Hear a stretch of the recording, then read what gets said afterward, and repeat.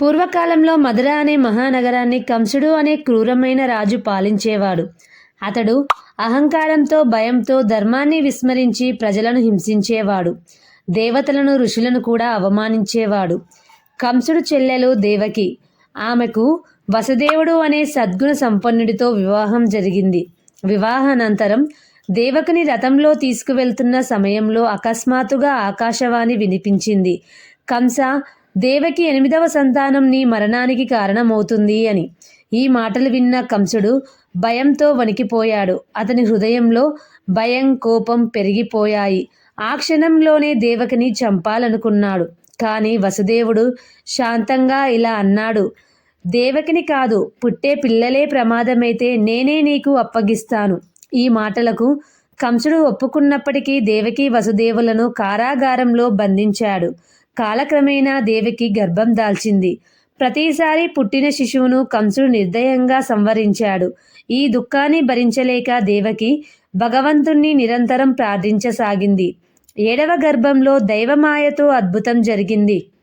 ఆ శిశువు బలరాముడు. యోగమాయ ద్వారా ఆ గర్భాన్ని రోహిణీదేవి వద్దకు తరలించారు. అందుకే ఆయనను సంకర్షణుడు అని కూడా పిలుస్తారు. అంతిమంగా 8వ గర్భం. శ్రావణమాసం కృష్ణపక్షం అష్టమి అర్ధరాత్రి. భారీ వర్షం, మేఘగర్జన, అంధకారం. అదే సమయంలో శ్రీ మహావిష్ణువు స్వయంగా శ్రీకృష్ణుడిగా దేవకీ గర్భంలో అవతరించాడు.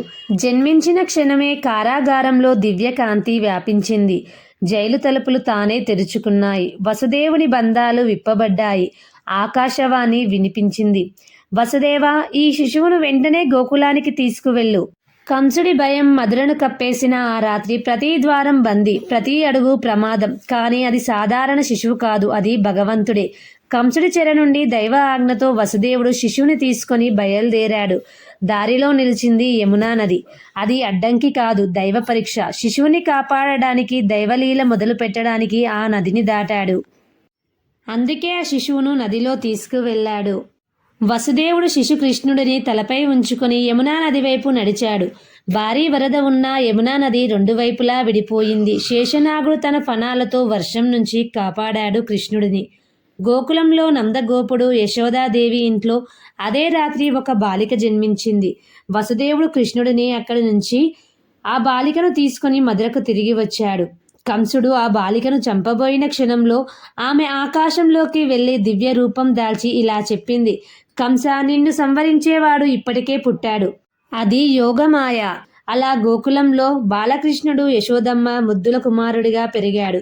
వెన్న దొంగతనాలు, గోపాల లీలలు అన్నీ ధర్మ పరిరక్షణ కోసమే. ఈ అవతారంతో భగవంతుడు ఒక సందేశం ఇచ్చాడు.